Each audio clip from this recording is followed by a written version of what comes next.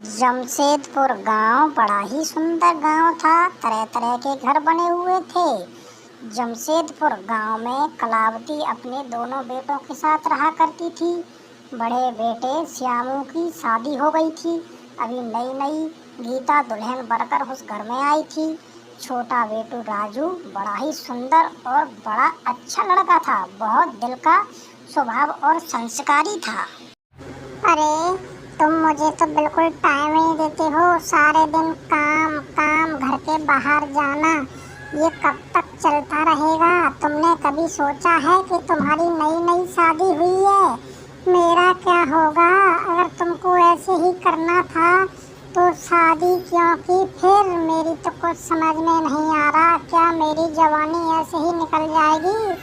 तुम कुछ समझते क्यों नहीं हो? कम से कम नई नई शादी हुई है, उतना तो मेरा ख्याल कर लिया होता जी आपने। अरे गीता, तुम भी खाम खाम में टेंशन ले रही हो।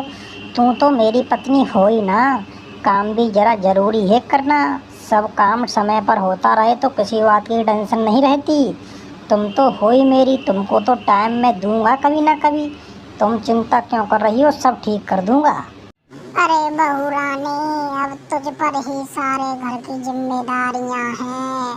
तू अपने आप संभाल लेना। अब मेरी तो उम्र ढलती जा रही है। मेरे राजू का भी ख्याल रखना। अभी वह अपनी पढ़ाई कर रहा है। जी माँ जी, आप बिल्कुल चिंता ना करिए। मैं सब कुछ अच्छे से देख लूंगी। आपको कोई बात की चिंता नहीं है। मैं तो राजू का भी अच्छे से ख्याल रखूंगी। किसी बात की चिंता नहीं होने दूंगी उन्हें। सारा काम समय पर होता रहेगा आपका। जी हाँ। अरे भाभी, जरा खाना बन गया हो तो मेरे कमरे में लेके आ जाना। मुझे कॉलेज जाने के लिए देर हो रही है। आप सारे दिन काम में लगी रहती हो, थोड़ा बहुत आराम भी कर लिया करो भाभी जी। क्या करूं, कुछ समझ में नहीं आ रहा। पति तो एकदम ढीले ढाले हैं। मुझे ऐसा लगता है मेरी जवानी कहीं ऐसे ही ना निकल जाए। इससे अच्छा तो देवर पर नजर डालनी पड़ेगी। बड़े हैंडसम हैं, चिकने भी हो रहे हैं। इनसे ही काम चलाना पड़ेगा। किसी दिन इनसे ही बात करती हूँ। पति को तो बाहर में जाने दो साले को। अरे गीता, तुम मुझे क्यों परेशान करती रहती हो? मैंने बोला ना, अभी हमारे पास बहुत समय है एंजॉय करने का।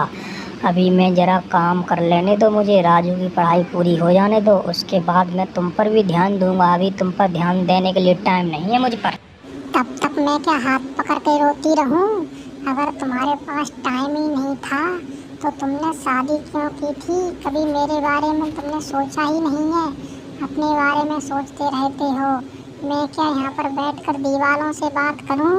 मेरा तो दिन गुजरता ही नहीं है। तुमने मुझको बिल्कुल बेवकूफ़ समझ रखा है। जरा भी टाइम नहीं देते मुझको। इस आदमी का कुछ नहीं हो सकता। इसने तो मेरी जिंदगी सब बर्बाद कर दी। मुझे लगता है देवर जी पर ही नजर डालनी पड़ेगी। उनसे ही बात करके देखती हूँ। अगर वहाँ पर सौदा पड़ जाती है तो फिर मेरी तो बल्ले बल्ले है। देवर जी तो चिकने हो रहे हैं।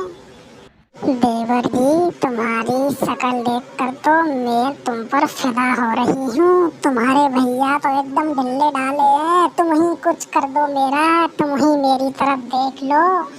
तुम भी मेरी तरफ नहीं देखते हो। तुम्हारा भाई तो मेरे पर नजर ही नहीं डाल रहा है। उन्हें तो काम से फुर्सत नहीं है।